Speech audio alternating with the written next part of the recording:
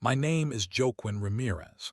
I'm a K-9 handler with the Border Patrol, and 18 days ago the world started freezing to death.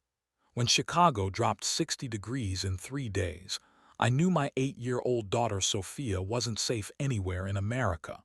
I had 18 days to get her across the Mexican border before the Ice Age killed us all. This is how we survived. Before we start the video, let us know what country you are tuning in from in the comment section below. Perhaps we will make a story there. Let's begin. My name is Joaquin Ramirez. I'm a 34-year-old K-9 handler with the U.S. Border Patrol stationed in El Paso, Texas.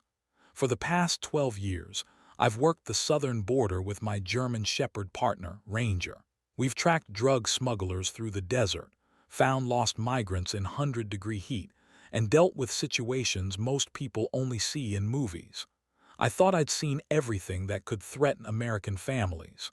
I was wrong.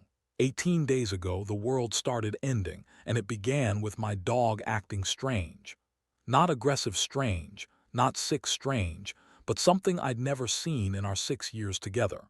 Ranger started staring north. Not just glancing north like dogs do when they hear distant sounds. I'm talking about standing perfectly still for minutes at a time, ears forward, body tense, staring toward the horizon like he could see death coming from 1,000 miles away. Let me tell you about my normal life before everything changed. I wake up at 5:30 every morning in my small apartment 3 miles from the border fence. Coffee, shower, uniform.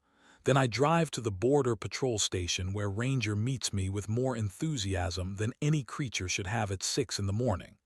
We do our morning briefing, check our gear, and head out for our 8-hour patrol along a 20-mile stretch of desert that separates Texas from Mexico. Ranger isn't just my partner. He's better at this job than most humans I've worked with. His nose can detect drugs hidden in car panels from 50 feet away. He can track a person sent across 3 miles of rocky desert terrain. When we're searching buildings, he reads human behavior better than trained psychologists.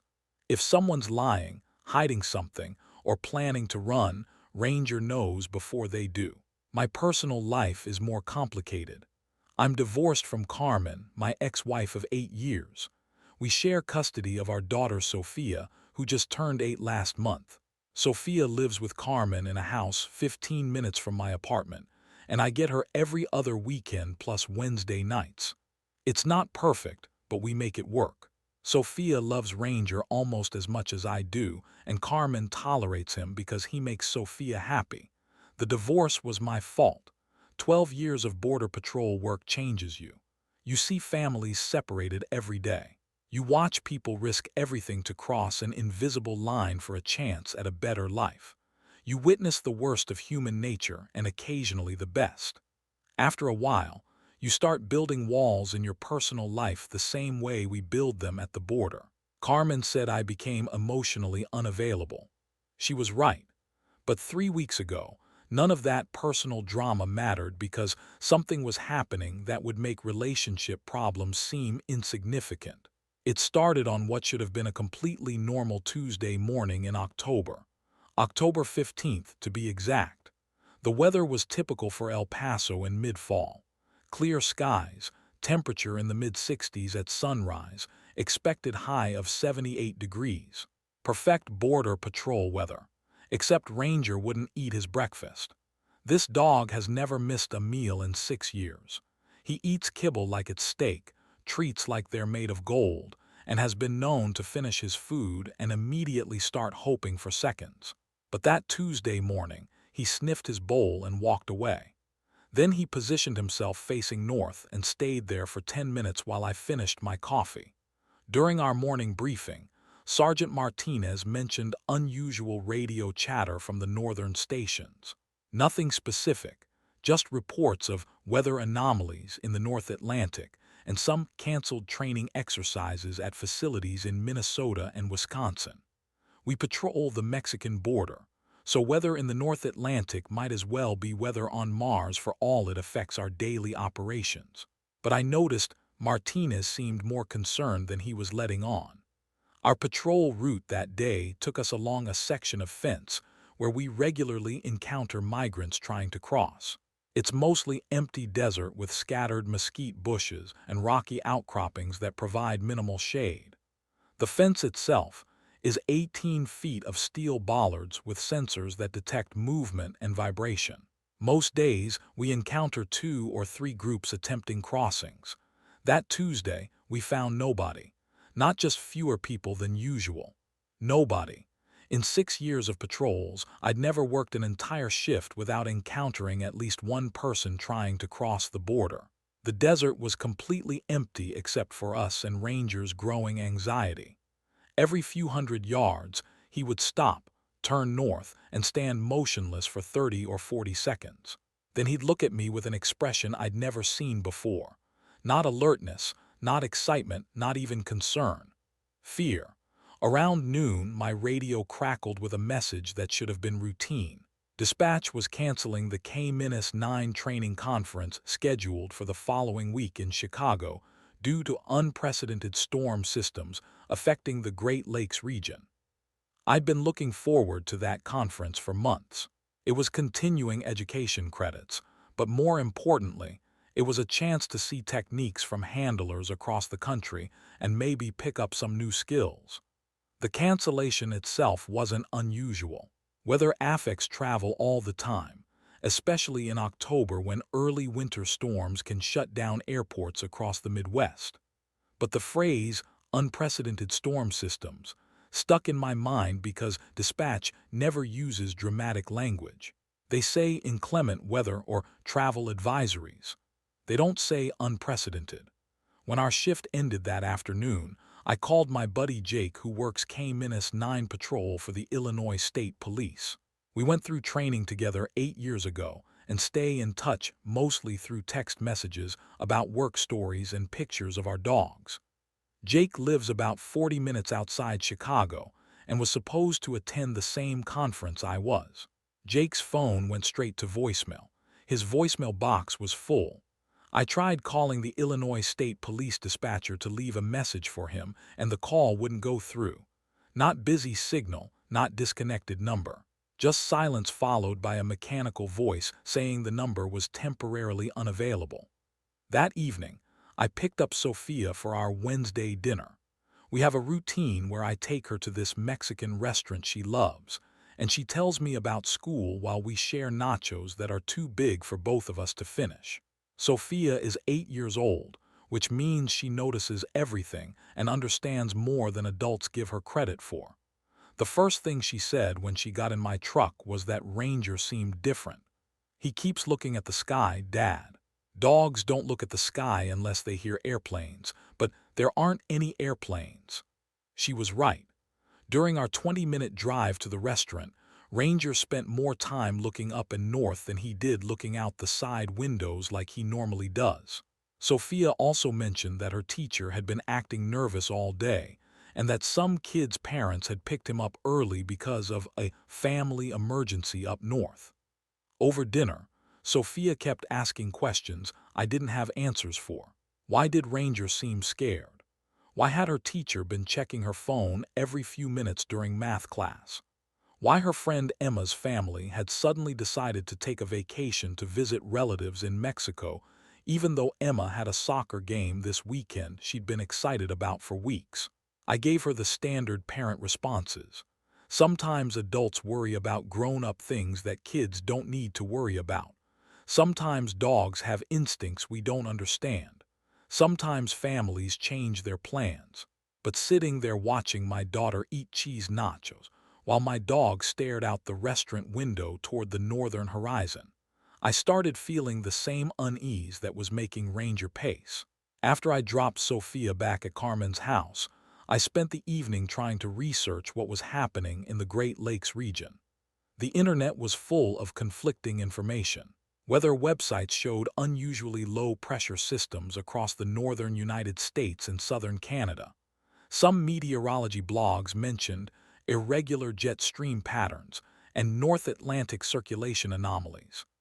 The language was technical and vague, but the general tone was concerned. More disturbing were the social media posts from people in Minnesota, Wisconsin, and Illinois. Nothing dramatic, just observations that seemed individually insignificant but collectively troubling. Temperatures dropping faster than seasonal norms, unusual cloud formations, birds migrating earlier than expected. Several posts mentioned pets acting strangely, especially dogs becoming restless and refusing to go outside. By the time I went to bed that night, I had a growing feeling that something was building beyond the normal weather patterns we see every fall. I'm not a meteorologist, but I've spent 12 years working outdoors in desert conditions where weather awareness can mean the difference between life and death. You learn to read atmospheric changes before they become dangerous. The signs were there if you knew how to interpret them. Wednesday morning, October 16th, Ranger wouldn't leave the apartment. This is a dog who lives for work, who starts getting excited the moment I put on my uniform, who has never missed a day of patrol except when he was recovering from eating something he found in the desert that disagreed with his stomach. But that Wednesday, he planted himself by the front door and refused to move toward my truck. I had to physically lift 70 pounds of unwilling German Shepherd and carry him to the vehicle. Once we got to the station, he performed his duties professionally, but every few minutes he would stop whatever he was doing and stare north with that same expression of fear I'd seen the day before. Other handlers started noticing. Rodriguez asked if Ranger was feeling sick. Williams wondered if something was affecting his hearing. The morning briefing included information I wish I had paid more attention to. Sergeant Martinez announced that several northern border patrol stations had suspended routine operations due to extreme weather conditions. He also mentioned that the Department of Homeland Security was coordinating with FEMA on potential weather-related displacement scenarios affecting multiple states in the upper Midwest. In Border Patrol terminology, displacement scenarios means large numbers of people moving from one place to another quickly. We deal with displacement all the time, but it's usually people moving from south to north across the Mexican border.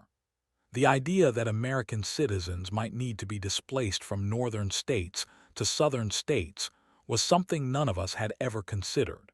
During our patrol that Wednesday, we encountered our first climate refugees, though I didn't recognize them as such at the time.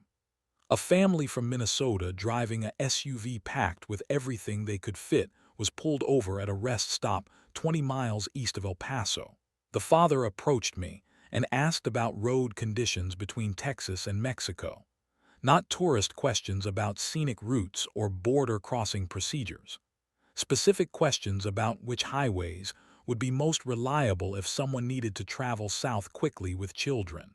The family had been driving for 2 days straight. The mother looked exhausted. 2 kids in the backseat, maybe 10 and 12 years old, were sleeping despite the fact that it was the middle of the afternoon. When I asked about their travel plans, the father just said they were visiting family, but couldn't give me a clear answer about where or for how long. What struck me most was their urgency. These weren't people on vacation or even people dealing with a normal family emergency. These were people running from something, and they were running south. After 12 years of dealing with people trying to move north across the border, seeing Americans moving south felt fundamentally wrong. That evening, I tried calling Jake again. This time, his phone didn't even ring. The call went immediately to a recording saying the number was no longer in service. I tried reaching 2 other handlers I knew in the Chicago area. Same result. Phone numbers that had worked days earlier were now disconnected. I started checking news websites more systematically. The major networks were running stories about unusual weather patterns in the Great Lakes region, but the coverage felt sanitized. Phrases like cooler than average temperatures and increased precipitation that didn't match the social media posts I was reading from people actually living in those areas. On Reddit and Twitter, people in Chicago were posting pictures of snow in October. Not light snow, not flurries, but several inches of accumulation with temperatures in the 20s. The official weather services were reporting these same conditions, but describing them as unseasonable rather than unprecedented or dangerous. Carmen called that evening to ask if I'd heard anything about the situation up north, because Sophia's school had sent a notice to parents about monitoring national weather conditions that might affect educational planning. The notice didn't specify what educational planning meant or what weather conditions they were monitoring, but it asked parents to ensure their emergency contact information was current. I told Carmen I was hearing reports about early winter weather in the northern states, which was true but incomplete. I didn't mention that border patrol stations were suspending operations or that I'd encountered what looked like climate refugees heading south. I also didn't mention that my dog, who had never been wrong about danger in 6 years of partnership, was acting like something terrible was approaching from the north. Thursday, October 17th, everything started accelerating. Ranger refused to eat again and spent the entire morning pacing between the front door and the window that faces north. When we got to the station, Sergeant Martinez looked like he hadn't slept. The morning briefing included information that should have been classified, but apparently was too important to keep secret. Multiple cities in the upper Midwest were experiencing what Martinez described as catastrophic infrastructure failures due to extreme weather conditions. Chicago had lost power to roughly 30% of the city. Milwaukee was dealing with water system failures. Minneapolis had declared a state of emergency. The language was still bureaucratic, but the implications were becoming clear. Martinez also informed us that our station was being designated as a secondary reception facility for people displaced from northern regions. We would continue normal border patrol operations, but we should expect to encounter increasing numbers of American citizens moving south and might be asked to assist with crowd control or traffic management. The phrase secondary reception facility was new terminology, but I understood what it meant. They were expecting enough displaced Americans to justify turning border patrol stations into refugee processing centers. That's not something you do for normal seasonal weather patterns. That's something you do when entire populations are being forced to abandon their homes. Our patrol that Thursday brought us into contact with more families heading south. Not just one or two vehicles, but a steady stream of cars with northern license plates driving south on highways that normally carry very little long-distance traffic. Many of the vehicles were loaded with belongings, and many of the drivers looked like they'd been traveling for days without adequate rest. One family from Wisconsin stopped to ask for directions, and I ended up having a 15-minute conversation with them that changed my perspective completely. They weren't tourists or people visiting relatives. They were permanent residents of Milwaukee who had decided to abandon their home and move to southern Texas because conditions in Wisconsin had become unlivable. When I asked what unlivable meant, the father explained that temperatures in Milwaukee had dropped 40 degrees below normal over a 3-day period. Their neighborhood had lost electricity, heating systems were failing throughout the city, and weather forecasts were predicting conditions would continue getting worse rather than improving. The mother added that local authorities were recommending evacuation for anyone with the means to travel south. Not mandatory evacuation, but strong recommendations that people leave while travel was still possible. She also mentioned that communications with family members in Minnesota and Illinois were becoming intermittent because of infrastructure damage. As they drove away, I realized that what I was witnessing wasn't a typical weather event that would pass in a few days or weeks. This was the beginning of a population displacement that could affect millions of people. And my daughter was living 1,200 miles closer to whatever was causing entire cities to lose power and heat.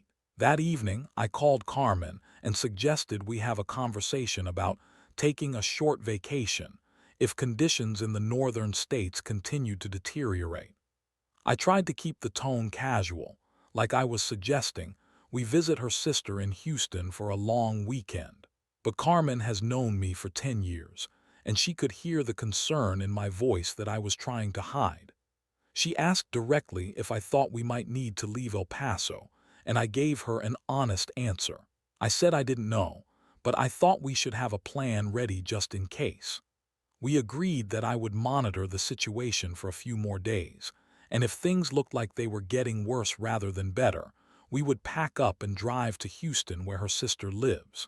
Carmen also mentioned that Sophia had been asking questions about why so many cars with out-of-state license plates were driving through El Paso. 8-year-olds notice patterns, and the pattern of northerners driving south was becoming obvious enough for children to see. Friday, October 18th, was the day everything became undeniably real. Ranger wouldn't leave his bed that morning. When I tried to encourage him to come to work, he looked at me with an expression I'll never forget. Not defiance, not stubbornness, but something that looked almost like disappointment. Like he was trying to communicate something critical, and I was too dense to understand. The morning briefing started with Sergeant Martinez announcing that the K-9 training conference in Chicago had been canceled not because of weather, but because the facility hosting it was being converted into an emergency shelter for displaced residents. He also informed us that our station had received orders to prepare for significant increases in southbound traffic, and that we might be reassigned from border patrol duties to traffic management and humanitarian assistance. Then Martinez shared information that made my blood run cold. Communication with multiple border patrol stations in Minnesota, Wisconsin, and Illinois had been lost. Not reduced, not intermittent. Lost. Stations that had been operational for decades were no longer responding to radio contact or electronic communications. Martinez emphasized that this information was not to be shared with civilians because it could cause panic, but he wanted us to understand that the situation in the northern states was more serious than public reports were indicating. He also mentioned that any personnel with family members in the affected regions should consider making arrangements for their safety. During our patrol that Friday, the stream of southbound refugees had become a flood. Highway 83, which normally handles local traffic between small Texas towns, was packed with vehicles from Minnesota, Wisconsin, Illinois, Michigan, and even some from Canada. Most of the vehicles were overloaded with personal belongings. Many of the drivers looked exhausted, desperate, or both. I stopped to check on a family whose minivan had overheated in the desert heat. They were from Minneapolis and had been driving for 3 days straight. The father was trying to call relatives in San Antonio, but his cell phone couldn't get a signal. When I offered to use my radio to contact local emergency services for them, he broke down and started crying. He told me that Minneapolis had lost power and heat throughout most of the city. Temperatures had dropped so rapidly that people were freezing to death in their homes. The city was recommending immediate evacuation for anyone who could leave, but many people didn't have the resources to travel or places to go. His wife added that they had waited too long to leave because they kept expecting conditions to improve. By the time they realized this wasn't a temporary weather event, the highways out of the city were clogged with other families trying to escape. They had spent 18 hours in traffic just getting to the Wisconsin state line.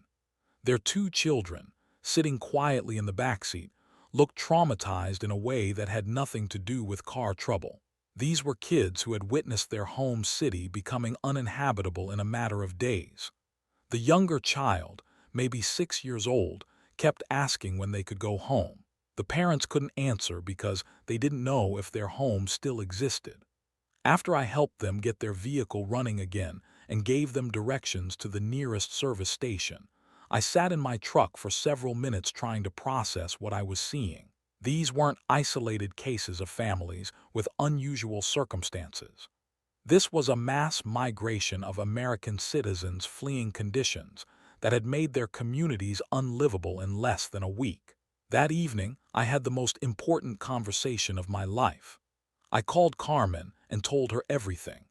The refugees I was seeing, the communications breakdowns with northern states, Ranger's behavior, and my growing conviction that whatever was happening wasn't going to stop at some arbitrary geographic boundary.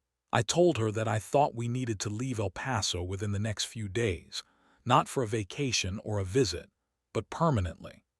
I suggested we pack everything we could fit in our vehicles and drive to Houston, or maybe even further south to the Rio Grande Valley, until we were confident we were far enough from whatever was destroying the northern states. Carmen listened without interrupting, which was unlike her.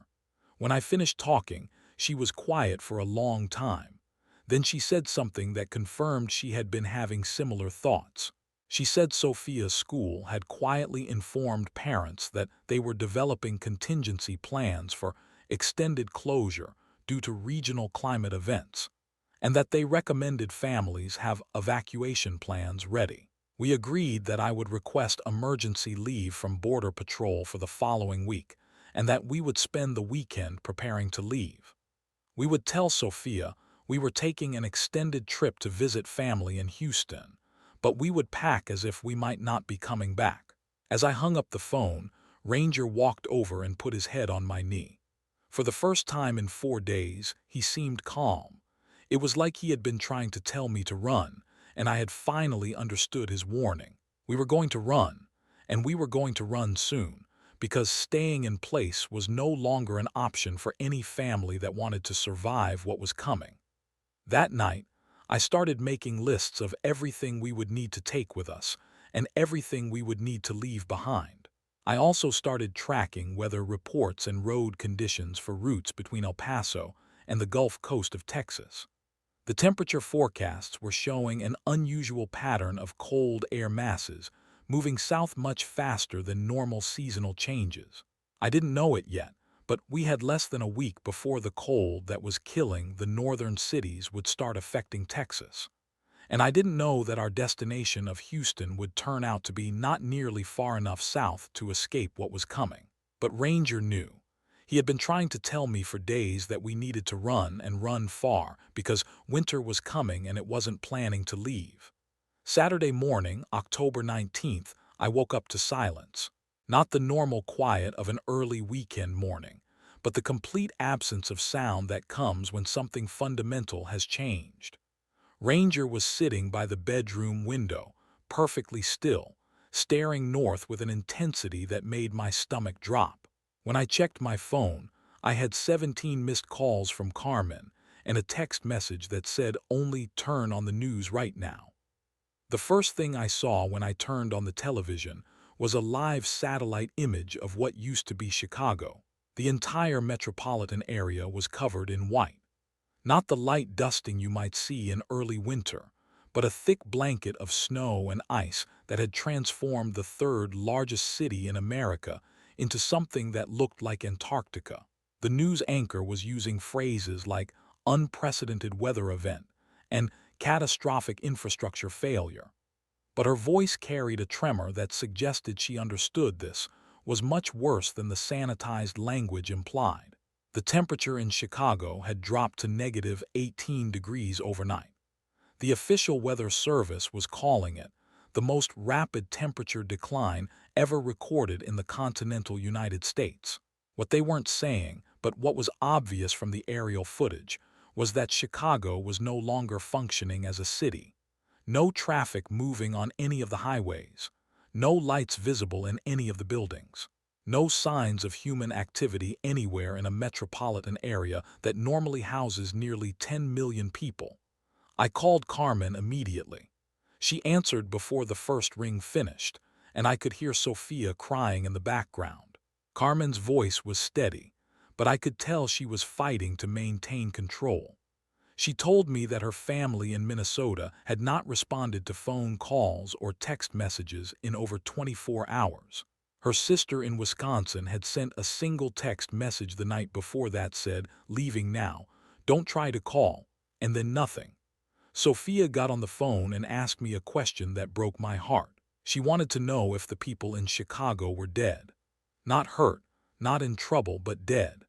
An 8-year-old child had watched the same news footage I was watching and had reached the same conclusion that I was trying not to acknowledge.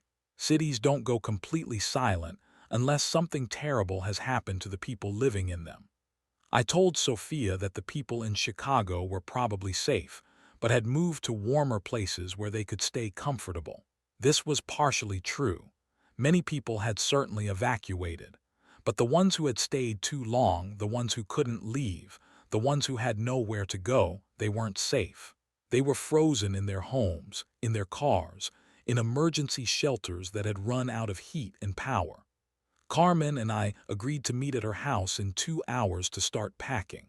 We had already decided to leave El Paso, but the images from Chicago had transformed our planned evacuation from a precautionary measure into an immediate necessity. Whatever was destroying cities in the northern states was moving south, and we needed to stay ahead of it. When I arrived at Carmen's house, I found her loading the trunk of her car with winter clothes, blankets, and every piece of warm clothing Sophia owned. She had also packed all of our important documents, family photographs, Sophia's favorite toys, and enough food and water for several days of travel. The efficiency and thoroughness of her packing told me that she had been preparing for this longer than she had admitted. Sophia was helping by carrying small bags and asking questions that demonstrated she understood more about our situation than either of us wanted her to. She asked why we were taking so many clothes if we were just visiting family in Houston. She asked why Daddy looked so worried if this was supposed to be a fun trip.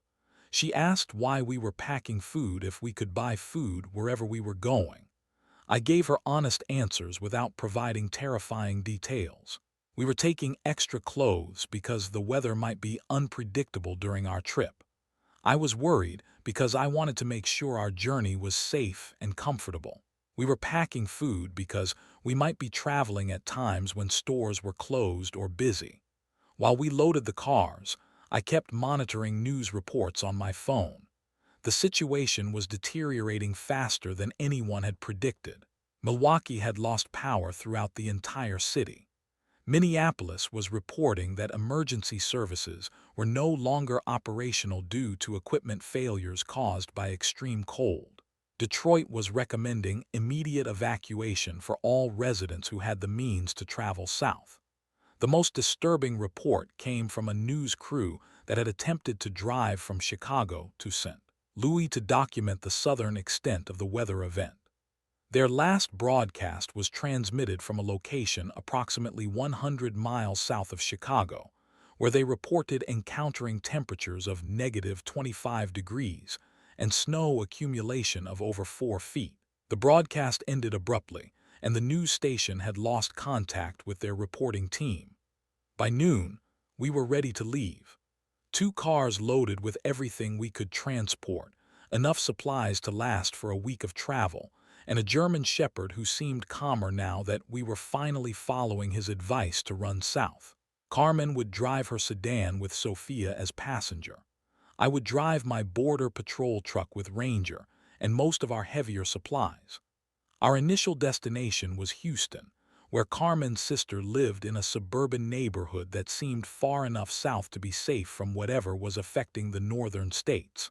From El Paso to Houston is normally a 7-hour drive on Interstate 10 through some of the most desolate desert in Texas. Under normal circumstances, it's a boring but straightforward journey. But these weren't normal circumstances. As soon as we merged onto Interstate 10 heading east, we became part of the largest population movement in American history. Every lane of the highway was packed, with vehicles loaded with belongings and families fleeing south. License plates from Minnesota, Wisconsin, Illinois, Michigan, Ohio, and even Canada filled the roadway as far as I could see in either direction. The refugee caravan moved slowly because of the sheer volume of traffic, but it moved steadily. Most drivers seemed focused on covering distance rather than making time. This wasn't vacation traffic where people stopped frequently for food, fuel, or bathroom breaks. This was evacuation traffic where every minute spent not moving south felt like time that could determine survival. Carmen and I maintained radio contact using handheld devices I had brought from work. Every few miles, She would check in to confirm that she and Sophia were handling the drive well and that her car was operating normally. Sophia was sleeping for much of the journey, exhausted by the stress of the past few days and lulled by the constant motion of highway travel. Around 3 o'clock in the afternoon, approximately 4 hours into our journey, we encountered our first major obstacle. Traffic came to a complete stop near the town of Fort Stockton, roughly halfway between El Paso and Houston. What should have been a brief delay stretched into an hour, then 2 hours, with no movement and no information about what was causing the backup. I got out of my truck to investigate and discovered that we were part of a traffic jam that extended for miles in both directions. Hundreds of families had abandoned their vehicles and were standing on the highway, trying to get information from other travelers or attempting to call relatives on cell phones that couldn't maintain reliable connections due to network overload. The conversations I overheard while walking among the stopped vehicles were terrifying. People comparing notes about conditions in cities they had fled. Families trying to reach relatives in other parts of the country who weren't answering their phones. Parents explaining to children why they couldn't go home even after their vacation was finished. One family from Detroit told me that their city had lost power to over 80% of residential areas, and that the mayor was recommending evacuation for anyone who could leave immediately. Another family from Cleveland said that Lake Erie was freezing at a rate that meteorologists described as impossible under normal atmospheric conditions. Most disturbing was a conversation with a man who claimed to be a former meteorologist for the National Weather Service. He was traveling with his own family from Minneapolis, and he was willing to share information that wasn't being reported in official weather forecasts.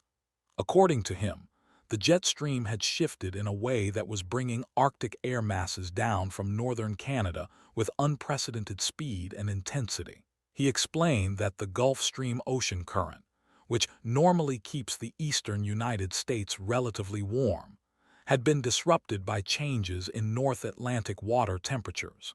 Without the moderating influence of the Gulf Stream, the entire eastern half of North America was being subjected to weather conditions similar to those normally found in northern Alaska or Siberia.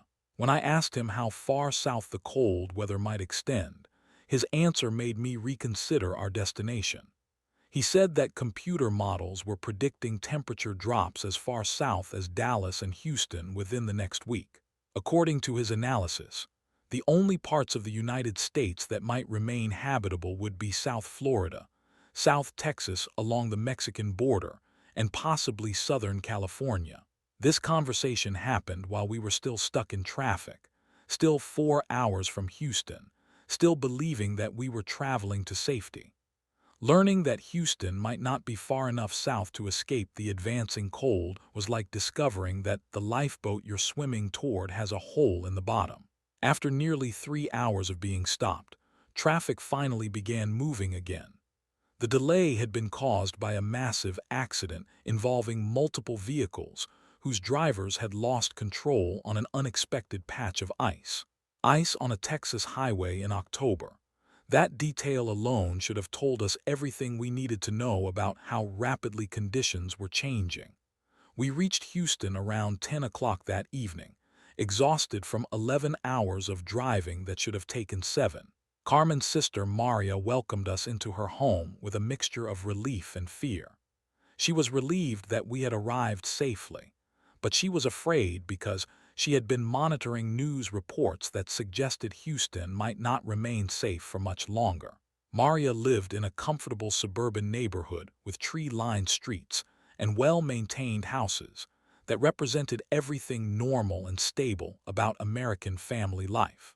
But even in her living room, surrounded by familiar furniture and family photographs, the situation felt temporary and precarious. While Sophia played with Maria's children and the adults tried to maintain conversation about normal topics, I spent the evening monitoring weather reports and news broadcasts. The information was becoming more alarming with each update. Cities across the upper Midwest were reporting complete infrastructure failures. Communications with entire metropolitan areas had been lost. Emergency services in affected regions were no longer operational. The most chilling report came from a government official who held a press conference to discuss temporary relocation assistance for residents of affected states. The language was bureaucratic, but the message was clear. The federal government was preparing to permanently relocate millions of Americans from the northern states to the southern states because their home communities were no longer habitable. Carmen and I spent several hours that night discussing our next steps. Houston had seemed like a safe destination when we left El Paso, but the meteorologist I had spoken with during our traffic delay had convinced me that Houston was not far enough south. If his predictions were accurate, we needed to continue traveling toward the Mexican border or the Gulf Coast. Maria offered to let us stay in her house for as long as necessary, but she also admitted that she was considering evacuating her own family to her husband's relatives in South Texas. The Houston area was already experiencing temperatures 10 to 15 degrees below normal, and weather forecasts were predicting continued cooling over the next several days. That night, Ranger refused to settle down for sleep. Instead of curling up in his usual sleeping position, he paced through Maria's house, periodically stopping to stare out windows that faced north. His behavior was the same pattern I had observed in El Paso, but more intense. Whatever instinct was driving his anxiety, it was telling him that we still weren't far enough south to be safe. Sunday morning, October 20th, I woke up to the sound of Ranger pacing and discovered that the temperature in Houston had dropped to 38 degrees overnight. In late October, Houston's typical morning temperature should have been in the low 60s. A 20-degree difference might seem minor, but it represented a rate of climate change that was accelerating beyond anyone's predictions. The morning news broadcasts confirmed my worst fears. The cold front that had destroyed Chicago, Milwaukee, and Minneapolis was continuing to move south at approximately 50 miles per day. Dallas was reporting temperatures in the 20s with snow accumulation. Austin had declared a state of emergency due to power grid failures caused by unprecedented demand for heating. Carmen's sister, Maria, made the decision that I should have made the night before. She announced that her family would be leaving Houston that afternoon to stay with relatives in Brownsville, near the Mexican border. She invited us to join them, but she was clear that anyone who wanted to survive needed to continue moving south until they reached the absolute southern tip of Texas. I realized that the meteorologist I had met during our traffic delay had been conservative in his predictions. The advancing cold wasn't going to stop at Dallas or Houston. It was going to continue moving south until it reached the Gulf of Mexico and the Rio Grande River. The only question was whether we could stay ahead of it long enough to reach truly safe territory. We spent Sunday morning repacking our vehicles and preparing for another day of driving. Sophia was becoming increasingly anxious about our constant travel, and she asked me directly why we kept having to move to different places. I told her that we were trying to find the best place to stay warm and comfortable, which was true but incomplete. Carmen was reaching her emotional breaking point. The stress of constant uncertainty, the fear for our safety, and the exhaustion of continuous travel were taking a toll on her ability to maintain the calm demeanor that Sophia needed from her mother. During a private conversation, she asked me if I thought we were all going to die. I told her honestly that I didn't know, but that our chances of survival were much better if we continued moving south than if we tried to stay in any location that might be reached by the advancing cold.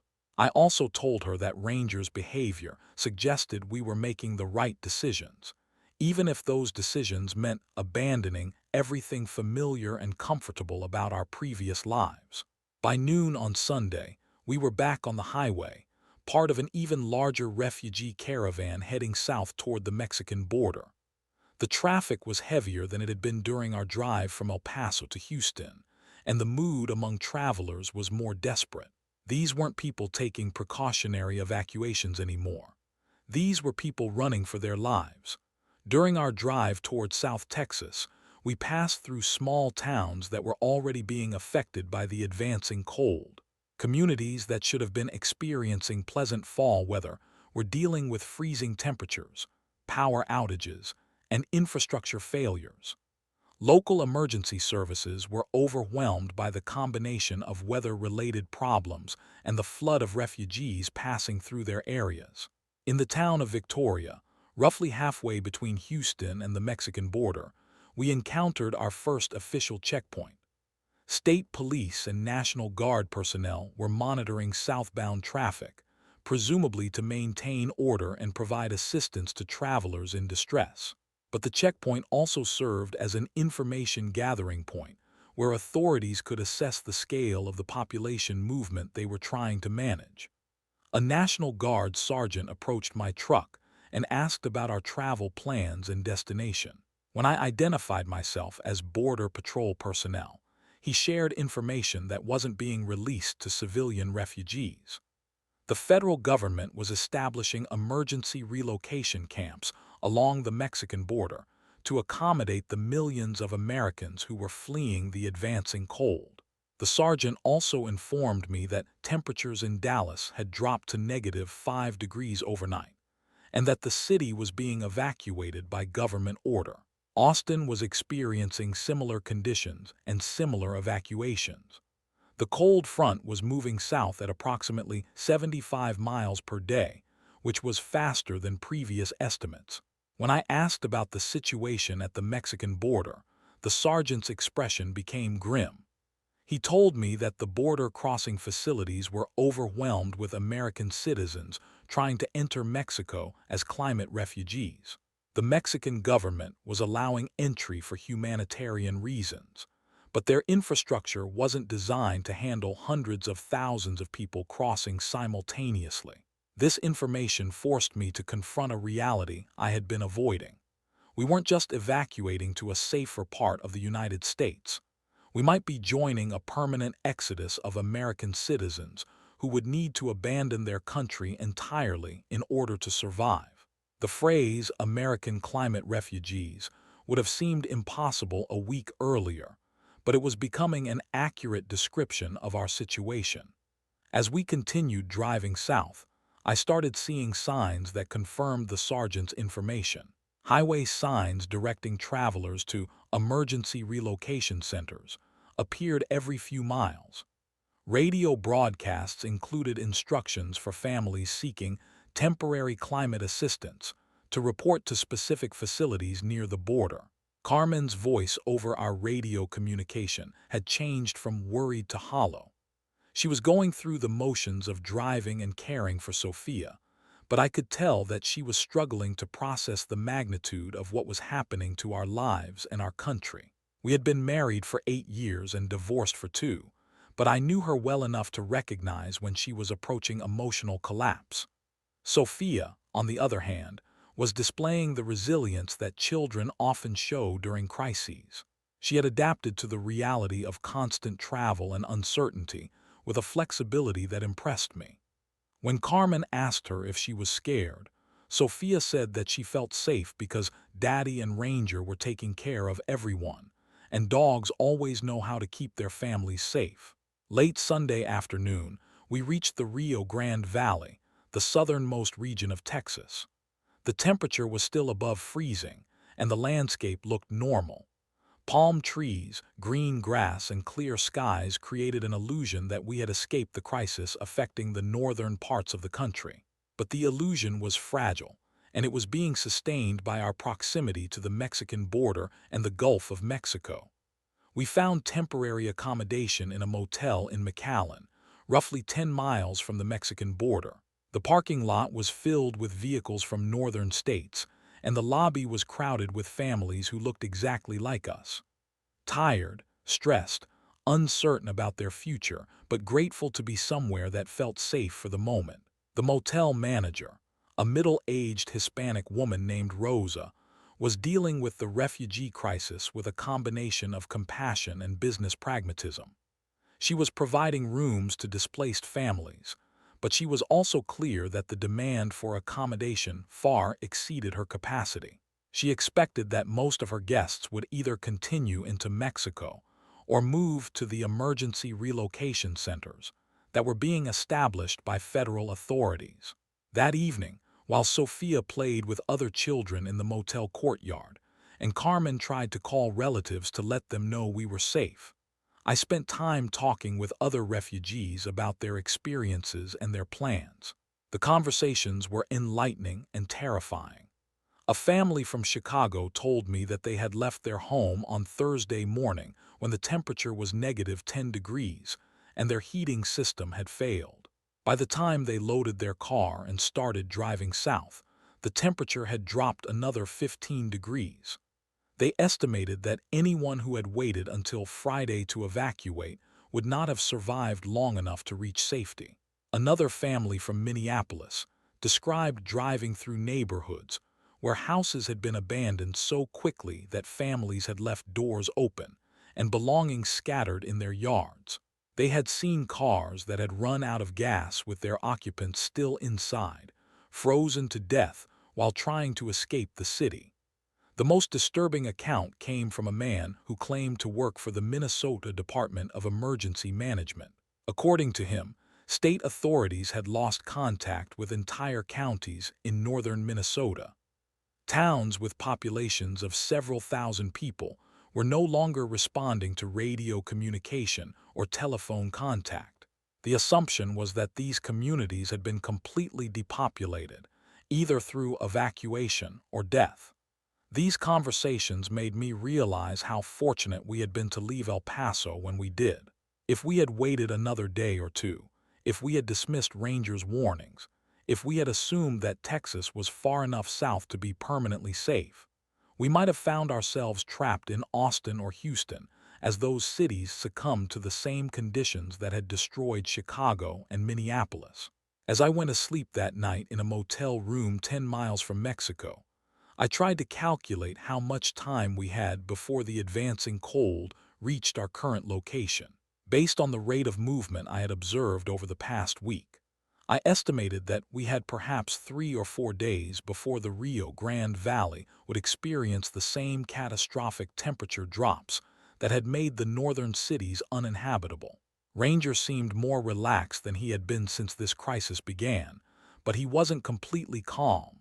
He was still periodically checking the northern-facing windows, still alert to something approaching from that direction. His behavior suggested that we were safer than we had been in Houston or El Paso, but that we weren't completely out of danger yet. The next morning would bring new challenges and new decisions about how far south we needed to go to ensure our survival. But for the first time in a week, we had managed to stay ahead of the advancing cold, and we were in a location where we had options for our next move. Whether those options included staying in the United States or crossing into Mexico as climate refugees remained to be seen. Monday morning, October 21st, I woke up in that McAllen motel to the sound of helicopters. Not the occasional medical or news helicopters you might hear in a normal city, but a constant stream of military aircraft moving back and forth between the border and points north. When I looked out the window, I could see a steady line of military vehicles on the highway, all heading south toward Mexico. The temperature that morning was 42 degrees, which was still above freezing, but represented another overnight drop that defied normal weather patterns for South Texas in October. Rosa, the motel manager, knocked on our door at 7 in the morning to inform all guests that local authorities were recommending evacuation to locations even further south within the next 24 hours. Carmen was in the bathroom getting Sophia ready for another day of uncertainty when I turned on the television to check the morning news. What I saw made my stomach drop. Austin, the capital of Texas, was completely dark. Satellite images showed the entire metropolitan area covered in snow and ice, with no visible signs of electrical power or human activity. The city had been abandoned. Houston was experiencing what news reports described as catastrophic infrastructure failure, with temperatures reaching -8 degrees overnight. The Houston metropolitan area, home to over 6 million people, was being evacuated by federal emergency order. Interstate highways leading south from Houston were packed with refugee traffic that extended for over 100 miles. San Antonio, only 4 hours north of our current location, was reporting temperatures in the single digits with heavy snow accumulation. Emergency services in San Antonio had suspended operations, and the city government was coordinating with federal authorities to evacuate the entire population before conditions became unsurvivable. I called Carmen out of the bathroom to watch the news coverage because I needed her to understand that our situation had become even more urgent than we had realized the night before. We weren't just part of a regional evacuation anymore. We were part of the complete abandonment of most of Texas by its entire population. Sophia watched the news footage with the same serious attention she gave to her homework assignments. When the reporter mentioned that families should prepare for extended displacement and potential permanent relocation, Sophia asked me what permanent relocation meant. I told her it meant that some families might need to live in new places for a very long time, possibly forever. The look on Sophia's face when she processed this information broke my heart. She asked if we were going to have permanent relocation, and I had to tell her honestly that I didn't know. I explained that we were going to keep traveling until we found a place where we could be safe and warm, and that place might be different from where we used to live. Carmen's reaction was more intense than Sophia's. She sat on the edge of the motel bed and started crying with a hopelessness that I had never seen from her before. The reality that we might never return to our previous lives, that we might become permanent refugees in our own country or in Mexico, was overwhelming her ability to cope with our situation. I sat next to Carmen and reminded her that we were still alive, still together, and still ahead of the advancing cold. I told her that thousands of families were in similar situations, and that government authorities were working to provide assistance and temporary housing for displaced citizens. I didn't mention that the scale of the displacement was so large that no government infrastructure could adequately respond to it. While Carmen composed herself and finished getting Sophia ready for travel, I spent 30 minutes talking with other motel guests about their plans and destinations. The conversations revealed that we were part of a much larger strategic problem that nobody in authority seemed able to solve. A family from Dallas told me that they had driven through San Antonio the previous afternoon and had seen federal emergency management personnel setting up what looked like permanent refugee camps along the Mexican border. These weren't temporary shelters designed to house people for a few days or weeks. These were facilities designed to accommodate thousands of families for months or potentially years. Another family from Austin described encountering military checkpoints, where soldiers were directing refugee traffic toward specific crossing points at the Mexican border. The implication was that American authorities were preparing to facilitate the permanent relocation of millions of American citizens to Mexico as climate refugees. The most disturbing conversation was with a man who claimed to be a former employee of the National Weather Service. He had access to meteorological data that wasn't being shared with the public, and he was willing to explain why the situation was much worse than official reports indicated. According to him, the disruption to global ocean currents that had triggered this climate crisis was not a temporary phenomenon that would reverse itself after a few weeks or months. The changes to the Gulf Stream and North Atlantic circulation patterns represented a permanent shift that would make the northern two-thirds of North America uninhabitable for the foreseeable future. He estimated that the habitable zone of the United States would be permanently reduced to South Florida, the Rio Grande Valley of South Texas, and possibly parts of Southern California. Everything north of a line drawn from Brownsville, Texas to Miami, Florida would experience Arctic conditions year-round for at least the next several decades. When I asked him about the situation in Mexico, he explained that the northern states of Mexico would likely experience severe cooling as well, but that the central and southern regions of the country would remain habitable. He predicted that the Mexican government would be forced to accommodate millions of American climate refugees, fundamentally changing the demographics and economy of Mexico. This conversation forced me to confront the reality that our evacuation from El Paso was not a temporary inconvenience that would end when normal weather patterns returned. We were part of a permanent population movement that would reshape North America. We weren't going home because there was no home to return to. By 9 in the morning, we had packed our vehicles and were preparing to continue south toward the Mexican border. Our destination was Brownsville, the southernmost city in Texas, and the location of one of the largest border crossing facilities between the United States and Mexico. According to other refugees, Brownsville was still experiencing above freezing temperatures and was serving as a staging area for families preparing to cross into Mexico. The drive from McAllen to Brownsville normally takes about 1 hour on Highway 83 through flat agricultural land along the Rio Grande River. But on that Monday morning, the highway was packed with refugee traffic moving at approximately 20 miles per hour due to the sheer volume of vehicles carrying displaced families south. During our slow drive toward Brownsville, I maintained radio contact with Carmen and monitored emergency broadcasts on my Border Patrol radio equipment. The information I was receiving painted a picture of complete social and governmental breakdown across most of Texas. Dallas had been completely evacuated, with the last government personnel leaving the city on Sunday night as temperatures reached -15 degrees. Fort Worth was experiencing similar conditions and similar evacuations. The entire Dallas-Fort Worth metropolitan area, home to over 7 million people, was being abandoned to the advancing ice. Austin's evacuation was nearly complete, but thousands of families had been trapped in the city when their vehicles failed in the extreme cold.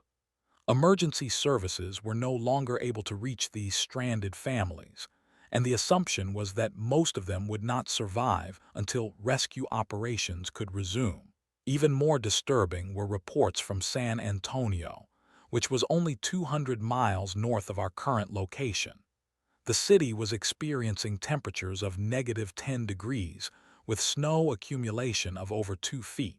Most of the population had evacuated, but the highways leading south were clogged with abandoned vehicles whose occupants had frozen to death during their attempted escape. Carmen's voice over our radio communication was becoming increasingly strained as she processed the same information I was hearing. She asked me directly if we were going to die, and I told her honestly that our chances of survival were good as long as we continued moving south and didn't allow ourselves to be trapped by the advancing cold. Sophia's voice came over the radio asking if the people in the abandoned cars were sleeping or dead. Carmen couldn't answer that question, so I told Sophia that some people had gotten very cold and very tired, and that's why it was important for us to keep driving toward warmer places where everyone could be comfortable and safe. Around noon, we reached the outskirts of Brownsville and encountered the largest refugee camp I had ever seen. Thousands of vehicles were parked in organized rows across several square miles of open land near the Mexican border. Families had set up temporary shelters using tarps, blankets, and whatever materials they could improvise. Children were playing between the cars while adults waited in long lines for food, water, and information about border crossing procedures. The refugee camp was being managed by a combination of federal emergency management personnel, National Guard troops, and volunteers from relief organizations. The efficiency of the operation was impressive considering the scale of the displacement they were trying to manage, but the sheer number of people seeking assistance was overwhelming any systematic response.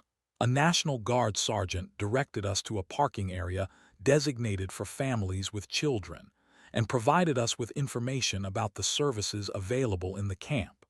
Food and water were being distributed twice daily. Medical personnel were available for anyone experiencing health problems. Most importantly, Immigration officials were processing applications for emergency entry into Mexico for American families seeking climate refuge. The immigration processing was the most critical service because it determined whether families would be allowed to cross into Mexico legally or would be forced to remain in the refugee camp indefinitely. According to the sergeant, the Mexican government was allowing entry for American climate refugees, but the volume of applications was creating delays of several days or weeks. Carmen and I discussed our options while Sophia played with other children in the camp. We could remain in the refugee camp and apply for legal entry into Mexico, which would provide us with official refugee status but might require waiting for weeks in increasingly dangerous conditions. Alternatively, we could attempt to cross the border illegally using my knowledge of border patrol procedures, which would be faster but would make us fugitives from American law. The decision was complicated by my status as a border patrol officer. Crossing the border illegally would end my career and potentially result in criminal charges if I ever returned to the United States. But remaining in the refugee camp meant risking our lives if the advancing cold reached the Rio Grande Valley before we could obtain legal permission to enter Mexico. While we debated our options, I spent time talking with other families in the camp about their experiences and their plans. The conversations revealed the complexity of the choices facing every American family in our situation. A family from Houston told me that they had been in the camp for 3 days waiting for immigration processing, and that conditions were deteriorating rapidly. More families were arriving every hour. Food and water supplies were becoming inadequate, and sanitation facilities were overwhelmed by the number of people seeking assistance. Another family from Austin described driving through refugee camps near San Antonio that had been abandoned when temperatures dropped below freezing. According to them, families who had relied on government assistance rather than taking independent action had been trapped in camps that became death traps when the cold advanced faster than evacuation procedures could accommodate. The most concerning information came from a Border Patrol colleague of mine who was working at the camp as part of the federal response effort. He told me confidentially that meteorological data indicated the Rio Grande Valley would experience freezing temperatures within the next 48 to 72 hours. This timeline meant that the refugee camp, where we were currently staying, would become uninhabitable before most families could complete the legal immigration process. Anyone who remained in the camp beyond Tuesday or Wednesday would be trapped in the same conditions that had killed people in San Antonio and Austin. My colleague also shared information about illegal border crossing options that weren't available to civilian refugees. As a Border Patrol officer, I knew the locations of monitoring gaps, the timing of patrol schedules, and the routes that offered the best chances of crossing undetected. This knowledge could save our lives, but using it would make me a criminal. Monday evening, I made the most difficult decision of my career and possibly my life. I told Carmen that we would not wait for legal immigration processing. We would cross the border illegally that night using my professional knowledge to avoid detection and arrest. We would become criminals in order to save our lives. Carmen understood the implications of this decision. I would never be able to return to my job or my previous life in the United States. We would be illegal immigrants in Mexico with no legal status and no guarantee of assistance from either government. But the alternative was remaining in a refugee camp that would become a death trap within the next 2 days. Sophia didn't understand the legal complexities of our situation, but she understood that we were going to cross the river into Mexico and that this was necessary to keep our family safe. She asked if Ranger would be allowed to come with us, and I assured her that Ranger was part of our family and would stay with us wherever we went. That night, I used my Border Patrol training and equipment to scout crossing locations along the Rio Grande River. The river was low due to seasonal conditions, and there were several points where families could wade across without requiring boats or swimming. More importantly, I knew the patrol schedules and monitoring gaps that would allow us to cross undetected. I selected a crossing point approximately 5 miles east of the main refugee camp, where the river was shallow, and the Mexican side offered immediate access to roads leading toward the nearest Mexican town. The crossing would need to happen between 2 and 4 in the morning, when border patrol shifts were changing and electronic monitoring was least intensive. Tuesday morning, October 22nd, at 2:30 in the morning, we abandoned our vehicles and crossed the Rio Grande River into Mexico, carrying only the supplies we could fit in backpacks. Carmen carried Sophia piggyback through the knee-deep water while I guided Ranger across and monitored for border patrol activity. The entire crossing took less than 10 minutes. On the Mexican side of the river, we walked approximately 2 miles through agricultural fields until we reached a small farming community where we could blend in with local residents and arrange transportation to larger cities in the Mexican interior. By sunrise, we were riding in the back of a pickup truck driven by a Mexican farmer who was helping American climate refugees reach safety in exchange for whatever money they could pay. The farmer, whose name was Miguel, told us that he had been transporting American families for the past week, and that the Mexican government was tolerating these unofficial rescue operations because the scale of the refugee crisis exceeded any official response capacity. According to Miguel, there were thousands of American families scattered throughout northern Mexico, all of them illegal immigrants who had crossed the border to escape the advancing ice. As we drove away from the Rio Grande Valley toward the Mexican interior, I looked back toward the north and saw something that confirmed we had made the right decision. The horizon behind us was dark with storm clouds, and the temperature was dropping rapidly even though the sun was rising. The cold that had destroyed Chicago, Houston, and Austin was finally reaching the southernmost tip of Texas. We had escaped the United States with less than 12 hours to spare.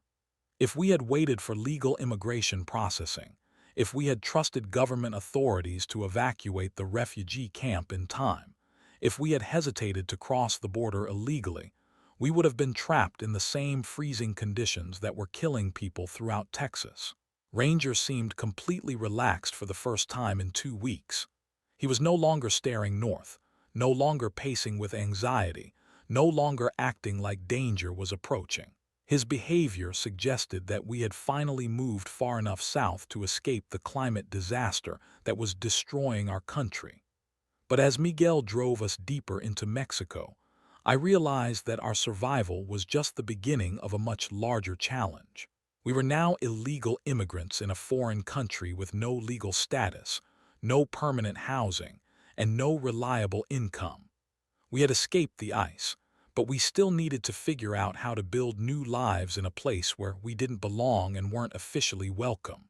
The next phase of our journey would involve learning to survive as climate refugees in a country that was struggling to accommodate millions of displaced Americans. We had won the race against the advancing cold, but now we needed to learn how to live as strangers in a strange land, possibly forever.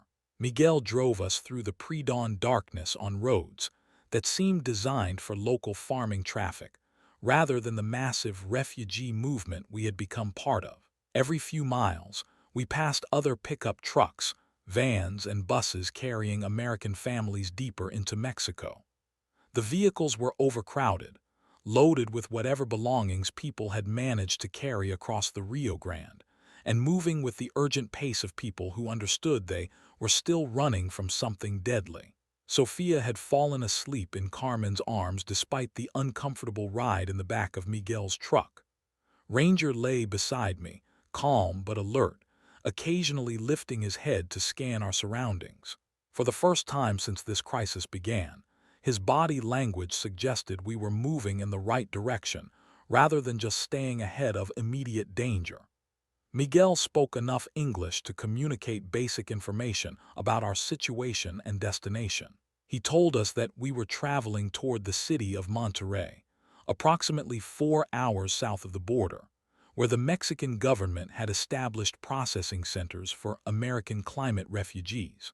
These facilities were supposed to provide temporary housing, food assistance, and legal documentation for displaced families while they applied for formal refugee status. The conversation with Miguel revealed details about the refugee crisis that I hadn't understood while we were focused on our own escape. According to him, over 2 million Americans had crossed into Mexico during the past 2 weeks, both legally and illegally. The northern states of Mexico were overwhelmed by the sudden influx of displaced families, and local communities were struggling to provide assistance despite their limited resources. Miguel also explained that the Mexican government's response to the refugee crisis was complicated by political and economic factors. While Mexico was allowing American families to enter for humanitarian reasons, there was growing concern about the long-term impact of permanently accommodating millions of refugees. Mexican officials were pressuring the United States government to establish financial assistance programs to support the refugee population. Around 6 in the morning, as the sun began to illuminate the landscape around us, I got my first clear view of the scale of the displacement we were part of. The highway was packed with vehicles carrying refugee families, and the countryside was dotted with temporary camps where people had stopped to rest during their journey south. This wasn't just a regional evacuation anymore. This was the largest population movement in North American history. We passed through several small Mexican towns where local residents had set up roadside stands selling food, water, and fuel to refugee families. The entrepreneurial response was impressive, but it was also clear that these communities were being overwhelmed by the constant stream of displaced Americans passing through their areas. In one town, I witnessed something that made me realize how dramatically our situation had changed our social status. A group of American families was arguing with local Mexican vendors about prices for basic supplies like water and bread. The Americans were complaining that the prices were unfair and demanding better treatment, apparently not understanding that they were now dependent on the charity and goodwill of people they had never considered equals. Carmen noticed the same dynamic and commented quietly that we needed to be grateful for any assistance we received rather than expecting special treatment because we were Americans. She was right. We were no longer citizens with rights and legal protections. We were refugees dependent on the kindness of people who had every reason to view us as unwelcome burdens. Around 8 in the morning, we reached the outskirts of Monterrey and encountered our first official Mexican government checkpoint.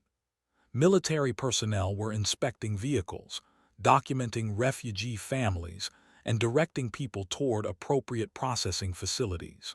Miguel warned us that this was where our unofficial transportation would end, and our official refugee status would begin.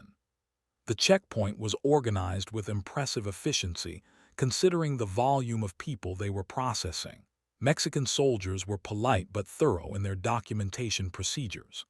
They photographed every family member, recorded basic biographical information, and provided temporary identification cards that would allow us to access refugee services while our legal status was being determined.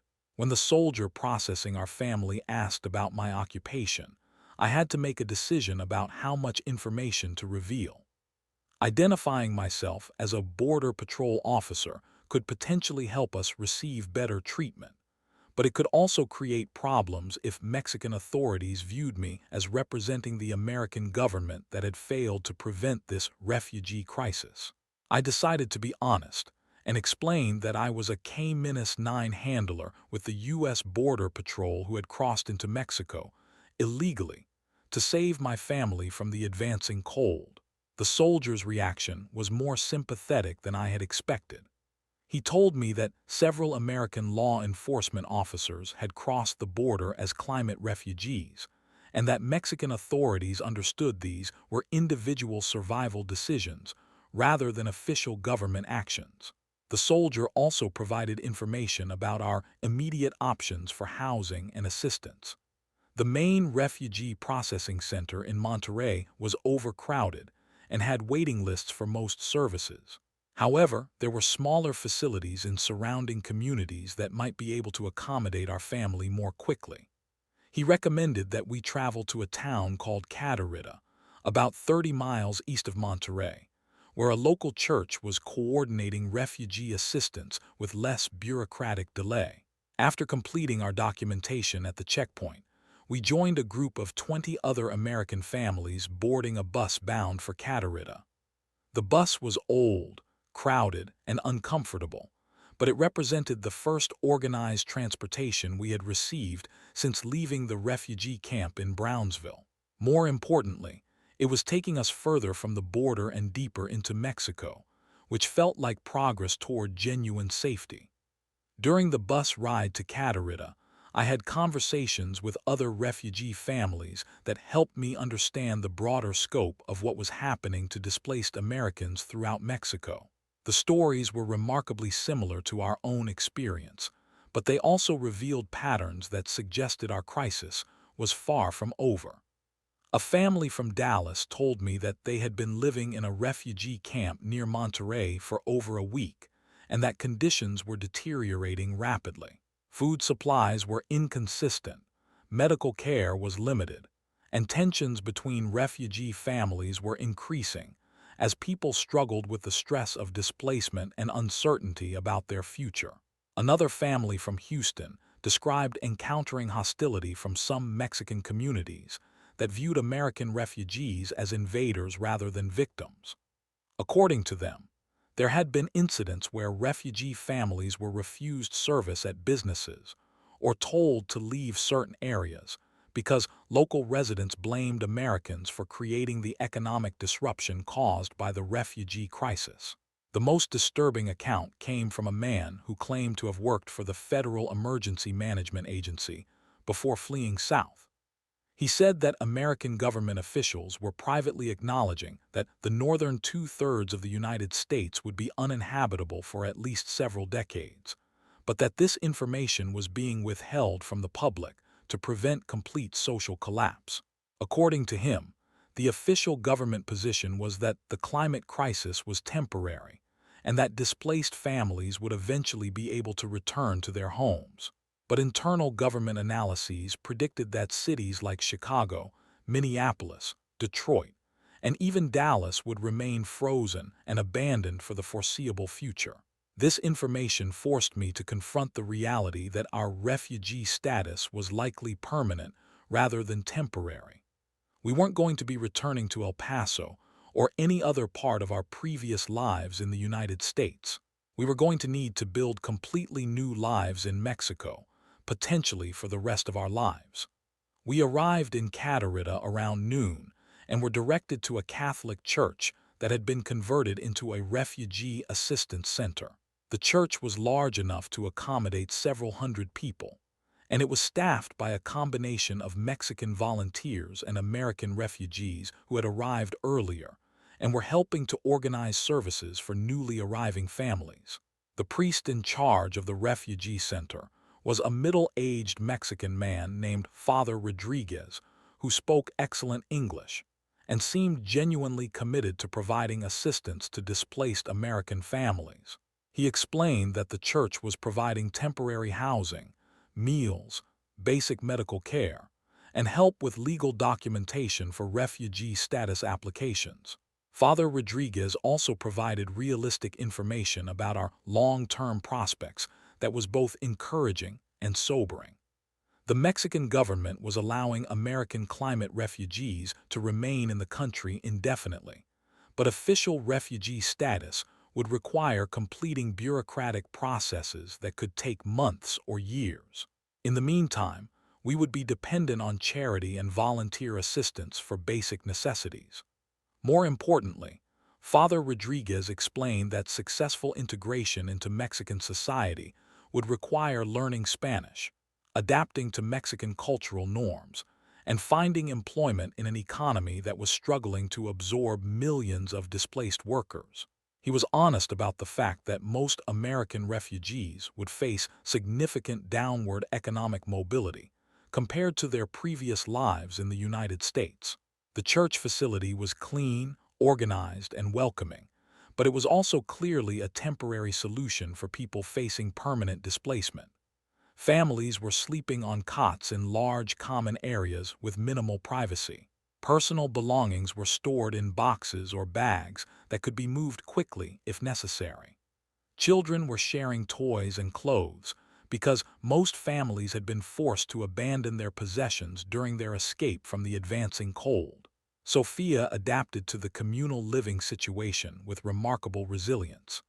Within hours of our arrival, she was playing with other refugee children and seemed almost relieved to be around other families who understood what she had experienced during our journey south. Carmen was more struggled with the loss of privacy and independence, but she recognized that our circumstances required accepting help from others. That afternoon, I had my first extended conversation with Father Rodriguez about the larger implications of the climate crisis we were experiencing. As someone who was coordinating assistance for hundreds of refugee families, he had access to information about the scale and permanence of the displacement that wasn't available to individual refugees. According to Father Rodriguez, Mexican government officials estimated that between 3 and 5 million Americans would eventually seek refuge in Mexico, as the habitable zone of the United States contracted to its southernmost regions. This massive population movement would fundamentally change the demographics, economy, and culture of Mexico in ways that no one could fully predict. He also shared information about similar refugee movements occurring in other parts of North America. Canada was experiencing the same climate disruption that had affected the northern United States, and millions of Canadians were moving south toward the American border. The entire continent was being reorganized by a climate crisis that was forcing unprecedented population movements. Father Rodriguez's most sobering observation was that the international community was struggling to respond to climate refugee crises that were occurring simultaneously around the world. The disruption to global ocean currents that had triggered our situation was also affecting Europe, Asia, and other regions. Mexico was dealing with American climate refugees while also preparing for potential displacement of its own northern populations if the cooling continued to spread south. That evening, while Sophia played with other children and Carmen helped volunteer staff prepare dinner for the refugee families, I spent time talking with other American refugees about their experiences and their plans for the future. These conversations revealed the complexity of the choices facing every displaced family. Some families were planning to remain in northern Mexico temporarily, while hoping to eventually return to the United States if conditions improved. Others were making plans to travel further south to central or southern Mexico, where the climate would be more stable and economic opportunities might be better. A few families were even discussing the possibility of continuing south to Central America or South America. The variety of strategies reflected the uncertainty that characterized our situation. No one knew how permanent the climate crisis would be, how welcoming Mexican society would remain toward American refugees, or what opportunities would be available for building new lives in a foreign country. I also learned about the practical challenges facing refugee families who were trying to establish themselves in Mexico. Language barriers made it difficult to communicate with local authorities, employers, and service providers. Cultural differences created misunderstandings that sometimes led to conflicts with Mexican communities. Most importantly, the lack of legal documentation made it nearly impossible to obtain formal employment or access to government services. One family from Austin told me that they had been trying for 2 weeks to find stable housing and employment in a Mexican city, but that their illegal status made it impossible to sign leases or work contracts. They were surviving on savings and charity, but they were rapidly running out of money and had no clear plan for becoming financially self-sufficient. Another family from San Antonio described being cheated by Mexican employers who offered them work, but then refused to pay agreed wages because they knew the American refugees had no legal recourse. The exploitation of desperate refugee families was becoming a significant problem, as unscrupulous individuals took advantage of people who couldn't report illegal treatment to authorities. These accounts made me realize that escaping the advancing cold had been only the first challenge we faced. Learning to survive as permanent refugees in Mexico would require developing new skills, new relationships, and new strategies for providing for our family's basic needs.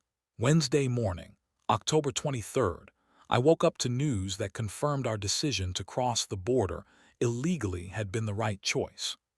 Radio reports indicated that the refugee camp in Brownsville had been evacuated during the night as temperatures dropped below freezing for the first time in the recorded history of the Rio Grande Valley. According to the reports, families who had remained in the camp waiting for legal immigration processing had been transported to emergency shelters, but several people had died from exposure before the evacuation could be completed. The Mexican border crossing facilities had been overwhelmed by the sudden influx of families seeking emergency entry, and some people had been forced to cross the river illegally to avoid freezing to death while waiting for official processing. The radio reports also confirmed that the entire state of Texas was now experiencing Arctic conditions. Cities like San Antonio, Austin, Houston, and Dallas were completely abandoned and covered in snow and ice. The state government had relocated to temporary facilities in Louisiana, and federal authorities were treating Texas as a disaster zone that would require years of recovery efforts before it could be reoccupied. Carmen listened to these reports with a mixture of relief and grief. We had escaped in time to save our lives, but we had also lost everything we had built during our previous lives in Texas. Our home in El Paso, our jobs, our community connections, and our assumption that we were permanent American residents had all been destroyed by a climate crisis that had fundamentally altered the geography of our continent. Sophia's reaction to the news was different from what I had expected. Rather than being upset about losing her home and school, she seemed primarily concerned about whether other children she knew had escaped safely. She asked me to help her make a list of her friends from El Paso so that we could try to find them among the refugee families scattered throughout Mexico.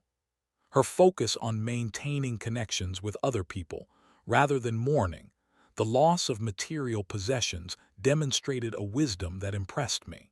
Sophia understood intuitively that our survival and happiness would depend on rebuilding relationships and community, rather than trying to recreate the physical circumstances of our previous lives. That morning, Father Rodriguez approached me with a proposal that would change our trajectory as refugees. He had been contacted by officials from a Mexican government program that was recruiting skilled American refugees to help establish new communities in underdeveloped regions of Mexico. The program was designed to benefit both refugee families and Mexican economic development by providing technical expertise and investment in areas that had previously lacked resources for growth. According to Father Rodriguez, my background in law enforcement and border security made me a valuable candidate for a position helping to establish refugee communities in remote areas where government services were limited. The position would provide legal work authorization, temporary housing, and a pathway toward permanent residency in Mexico. The opportunity was attractive because it offered solutions to the practical problems we faced as illegal immigrants. However, it would also require relocating to an isolated region where we would be even further from American territory and any possibility of returning to our previous lives. I discussed the proposal with Carmen, and we agreed that we needed more information before making a decision. Father Rodriguez arranged for us to meet with a Mexican government representative who could explain the details of the program and answer our questions about the long-term implications of participating. The government representative was a woman named Maria Elena Vega, who worked for Mexico's Ministry of Social Development. She explained that the refugee resettlement program was part of a larger strategy for addressing the economic and social challenges created by the massive influx of American climate refugees. According to Maria Elena, the Mexican government recognized that the refugee crisis represented both a humanitarian challenge and an economic opportunity. American refugees brought skills, education, and work experience that could contribute to Mexican economic development if properly channeled. The resettlement program was designed to direct refugee families toward regions where their contributions would have maximum impact while providing them with legal status and economic stability.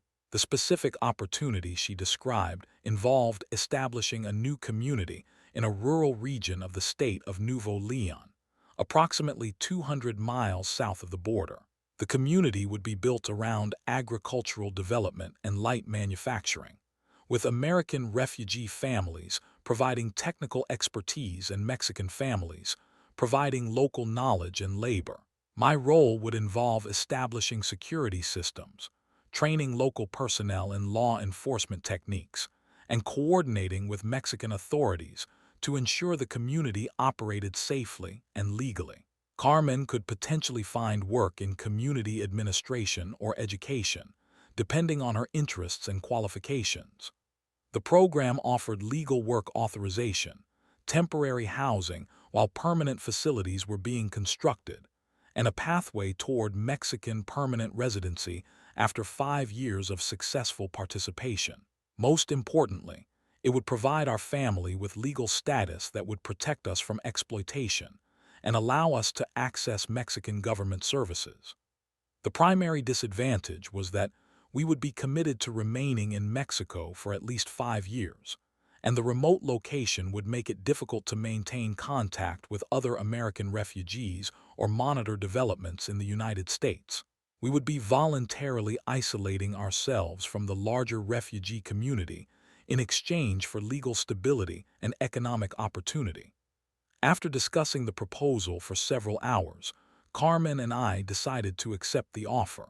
The alternative was remaining in refugee camps or urban areas, where we would continue to face the challenges of illegal status, economic uncertainty, and potential exploitation. The resettlement program offered our best chance for building stable new lives while maintaining our dignity and providing opportunities for Sophia's education and development.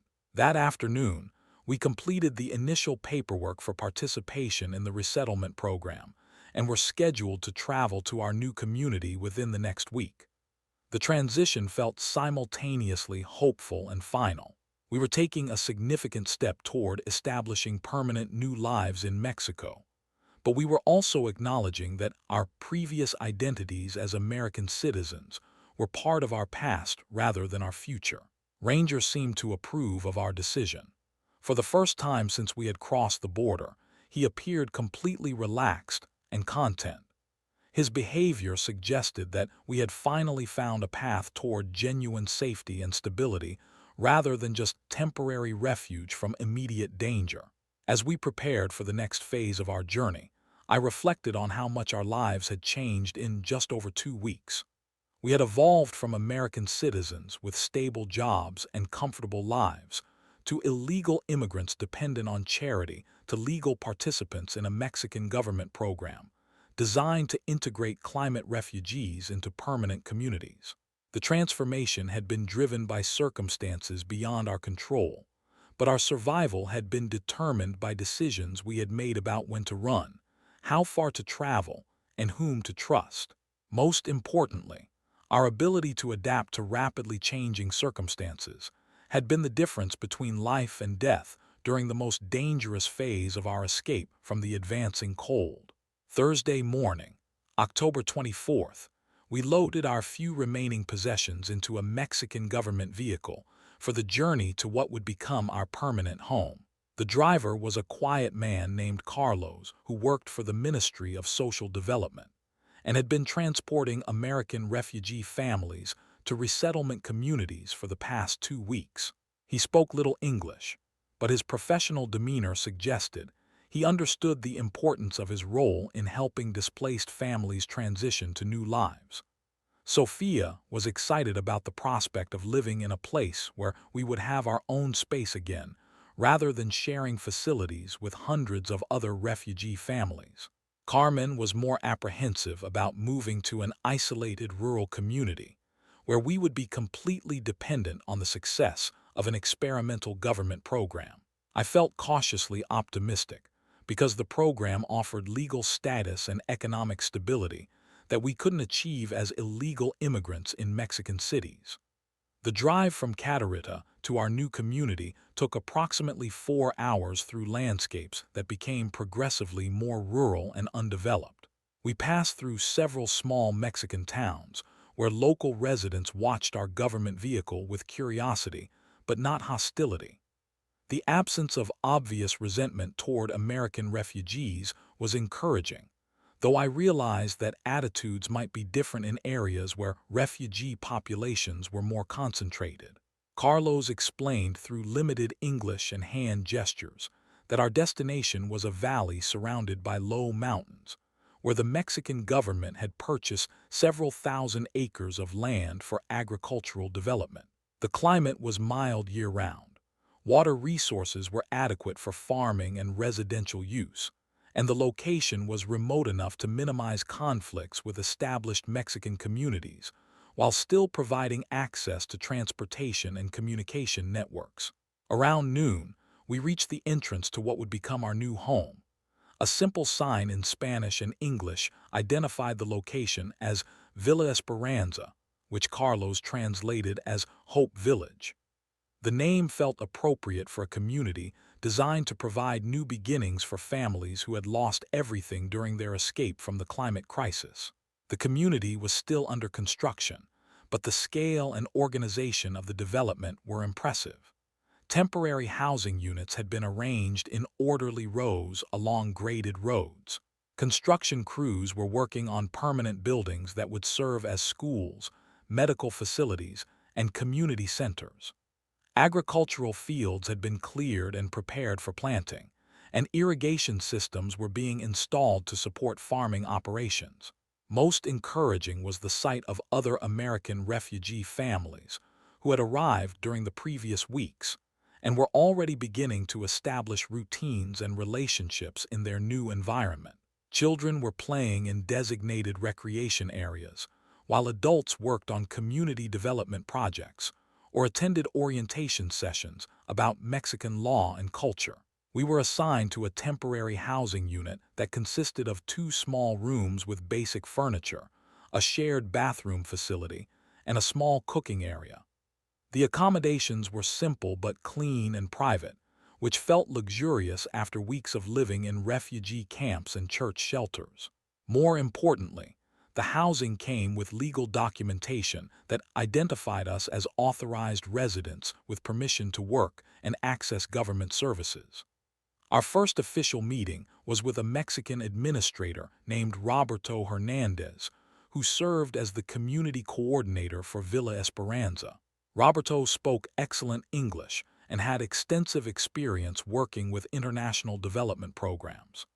His role was to help refugee families adapt to Mexican society, while ensuring that the community developed in ways that benefited both refugees and the surrounding Mexican region. Roberto explained that Villa Esperanza was designed to accommodate approximately 500 American refugee families, along with 200 Mexican families, who would provide local expertise and cultural guidance. The community would be economically self-sufficient through agricultural production, light manufacturing, and service industries that could serve the broader regional economy. My specific role would involve establishing and managing security systems for the community, training local personnel in safety and emergency response procedures, and serving as a liaison with Mexican law enforcement agencies. The position would provide a steady income, legal work authorization, and opportunities for advancement within the Mexican government system. Carmen would have options to work in community administration, education, or healthcare, depending on her interests, and the training opportunities available through the program. Sophia would attend a bilingual school that would prepare her to function successfully in Mexican society, while maintaining her English language skills and American cultural identity. The most important aspect of Roberto's presentation was his honesty about the long-term implications of our participation in the program. Villa Esperanza was designed to be a permanent community rather than a temporary refugee camp. Families who joined the program were expected to commit to remaining in Mexico for at least 5 years, with the understanding that most would probably choose to stay permanently rather than attempting to return to the United States. Roberto also explained that successful integration would require learning Spanish, adapting to Mexican cultural norms, and accepting that our economic and social status would be different from what we had experienced in the United States. American refugees would need to view themselves as immigrants rather than temporary visitors if they wanted to build satisfying lives in Mexico. That afternoon, I met with other American refugees who had arrived at Villa Esperanza during the previous weeks. These conversations provided realistic information about the challenges and opportunities we could expect during our transition to permanent residents of Mexico. A former police officer from Dallas told me that establishing security systems for the community had been more complex than he had anticipated, because Mexican law enforcement operated differently from American systems. However, he was optimistic about the long-term prospects for the community because the Mexican government was providing consistent support, and the refugee families were motivated to make the program successful. A teacher from Houston who was helping to establish the community school explained that educating refugee children required balancing their need to adapt to Mexican society with their desire to maintain connections to their American identity. The bilingual education program was designed to prepare children for success in Mexico while preserving their ability to function in English-speaking environments if they ever had opportunities to travel or relocate. The most valuable conversation was with a family from Austin who had been living in Villa Esperanza for 3 weeks and could provide detailed information about daily life in the community. According to them, the transition had been challenging but manageable because the community provided social support and practical assistance that wasn't available to refugee families living independently in Mexican cities. They also described how their relationships with Mexican families in the community had evolved from polite cooperation to genuine friendship as cultural barriers were overcome through shared work and common goals. The integration process required patience and humility, but it was producing a multicultural community that benefited both refugee and Mexican families. That evening, Carmen and I had our most important conversation since we had decided to leave El Paso 2 weeks earlier. We discussed whether we were prepared to commit permanently to building new lives in Mexico rather than hoping to eventually return to the United States. Carmen admitted that she had been hoping that the climate crisis would prove to be temporary and that we would eventually be able to return to Texas. But the information we had received about the long-term implications of the Gulf Stream disruption convinced her that the northern United States would remain uninhabitable for decades. She was ready to focus on building new lives in Mexico rather than mourning the loss of our previous lives in America. I shared my own conclusion that our survival and happiness would depend on embracing our new identity as Mexican residents, rather than continuing to think of ourselves as displaced Americans. The refugee families who seemed to be adapting most successfully were those who were learning Spanish, participating in Mexican cultural activities, and viewing Villa Esperanza as their permanent home rather than a temporary shelter. Sophia's perspective was different from ours because she was adapting to changes with the flexibility that children often display during major life transitions. She was already beginning to learn Spanish from other children in the community, and she seemed excited about attending a new school where she could make new friends and learn new subjects. Her main concern was whether Ranger would be happy in our new environment, which demonstrated her continued focus on maintaining family relationships rather than worrying about material circumstances. I assured her that Ranger seemed comfortable in Villa Esperanza and that he would continue to be an important part of our family regardless of where we lived. Friday morning, October 25th, I began my new job as security coordinator for Villa Esperanza. The position involved working with Mexican law enforcement officials to establish safety protocols, training community residents in emergency response procedures, and coordinating with other American refugees who had law enforcement or military backgrounds. The work was familiar enough to draw on my border patrol experience, but different enough to require learning new procedures and adapting to Mexican legal and cultural expectations. Most importantly, the job provided a sense of purpose and professional identity that helped me transition from thinking of myself as a refugee to viewing myself as a contributing member of a new community. My first major responsibility was establishing a community watch program that would help prevent crime and provide rapid response to emergencies. The program needed to balance security concerns with the welcoming atmosphere that was essential for successful integration between American and Mexican families.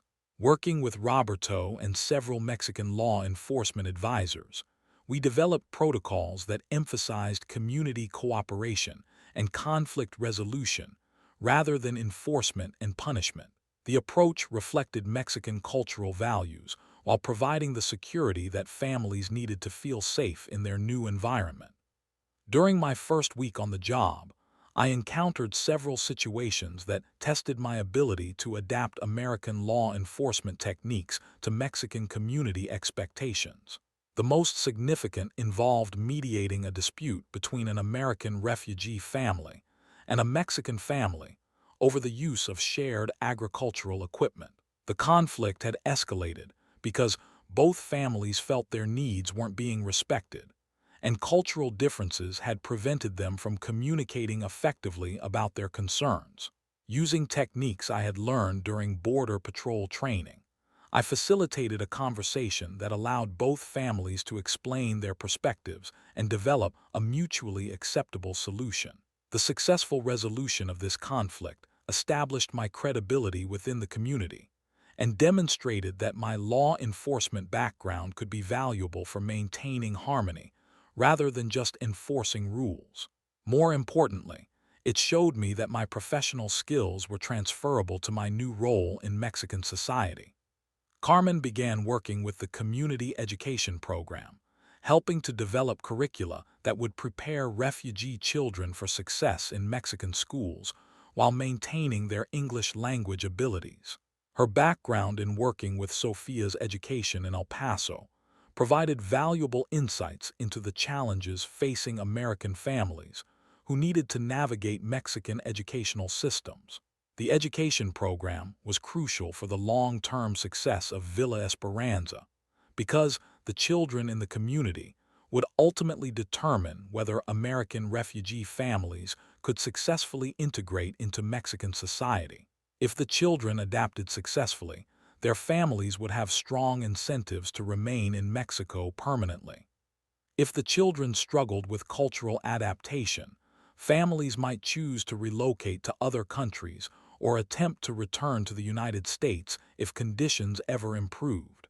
Sophia began attending the community school and quickly demonstrated the adaptability that had helped her cope with our journey from El Paso to Mexico. Within a few days, she was communicating in basic Spanish with Mexican children and helping other American children adjust to their new educational environment. Her rapid adaptation provided encouragement for other refugee families who were worried about their children's ability to succeed in Mexican schools. Sophia became an informal ambassador who helped bridge cultural gaps between American and Mexican children while maintaining her own sense of identity and family loyalty. The most important development during our first week in Villa Esperanza was the arrival of additional refugee families who brought news about conditions in the United States and the status of other climate refugees throughout Mexico. These newcomers provided updates that helped us understand the broader context of the crisis we had escaped and the prospects for our permanent resettlement in Mexico. According to recent arrivals, the climate disaster had continued to spread south at an accelerating pace. Cities like Phoenix and Las Vegas were experiencing unprecedented cold and snow.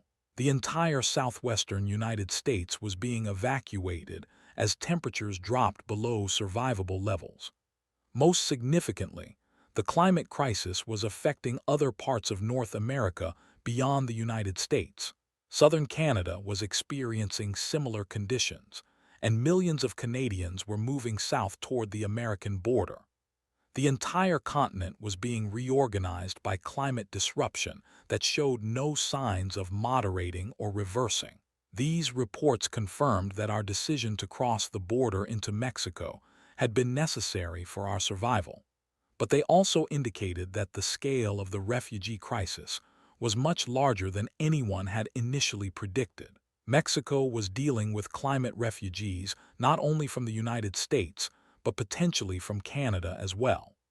The Mexican government's response to the expanding refugee crisis was evolving rapidly as officials realized that the displacement would be permanent rather than temporary. Programs like Villa Esperanza were being expanded to accommodate larger numbers of refugee families, and new communities were being established throughout central and southern Mexico. More importantly, Mexican officials were beginning to view climate refugees as permanent residents who would contribute to Mexican society, rather than temporary visitors who would eventually return to their home countries. This shift in perspective was creating opportunities for refugees who were willing to commit to permanent integration, but it was also increasing pressure on families to make definitive decisions about their long-term plans. During our second week in Villa Esperanza, I participated in a meeting with Mexican government officials who were evaluating the success of the refugee resettlement program and planning for its expansion. The meeting provided insights into Mexican government thinking about the refugee crisis and the role that American families would play in Mexico's future development. According to the officials, the refugee crisis represented both a challenge and an opportunity for Mexico. The sudden influx of millions of educated, skilled American families could contribute significantly to Mexican economic development if properly integrated. However, the scale of the displacement required careful planning to prevent social conflicts and ensure that refugee communities contributed to regional prosperity rather than creating economic burdens. The success of Villa Esperanza and similar communities would determine whether Mexico continued to welcome American climate refugees or began restricting entry to prevent social and economic disruption. Our community was essentially a pilot program that would influence policy decisions affecting millions of displaced American families. This responsibility felt both empowering and intimidating. Our success in adapting to Mexican society and contributing to community development would help determine whether other American refugee families would have similar opportunities for legal resettlement. Our failure could result in policy changes that would make Mexico less welcoming to climate refugees. The meeting also provided information about the long-term prospects for American refugees who successfully integrated into Mexican society. After 5 years of legal residence, refugee families would be eligible to apply for Mexican citizenship if they demonstrated proficiency in Spanish, knowledge of Mexican culture and law, and economic self-sufficiency. Mexican citizenship would provide complete legal equality with other Mexican citizens, including the right to vote, own property, and access all government services. It would also provide the option to travel freely between Mexico and other countries, potentially including the United States if conditions ever improved enough to make return visits possible. The pathway to citizenship represented the ultimate goal of our resettlement in Mexico.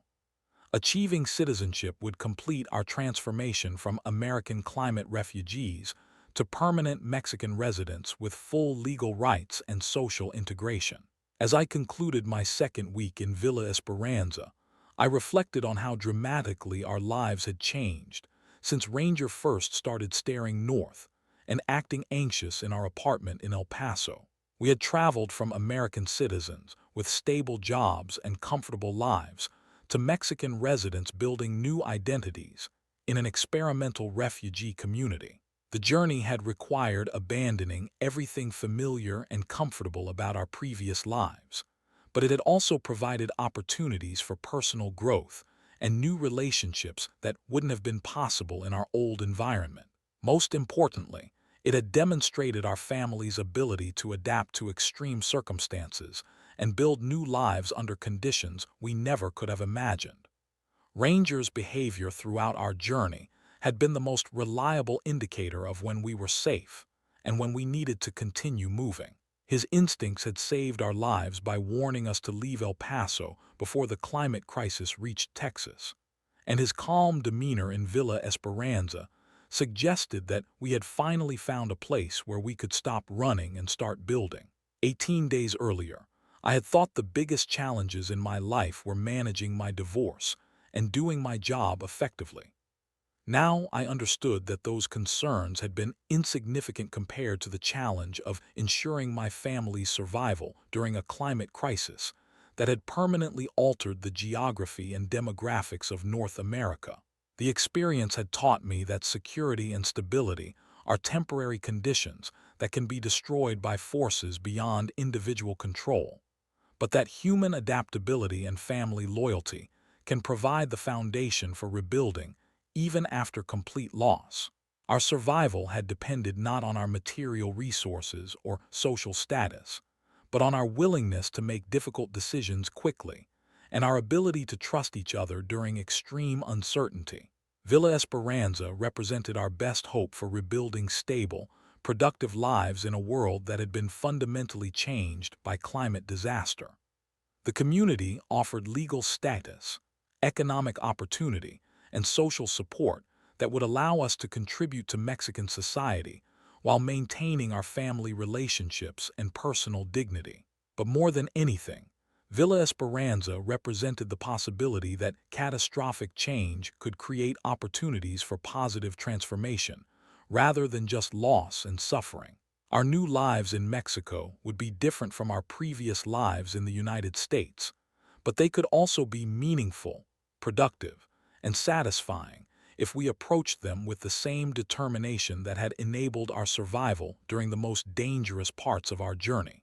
The cold that destroyed our previous lives was still spreading across North America, still forcing millions of families to abandon their homes and communities, still reshaping the continent in ways that no one could fully predict. But we were no longer running from it. We had found warmth, safety, and the chance to build something new in a place where winter couldn't follow us. And that, after 18 days of running for our lives, felt like a kind of victory that Ranger had been trying to lead us toward from the very beginning.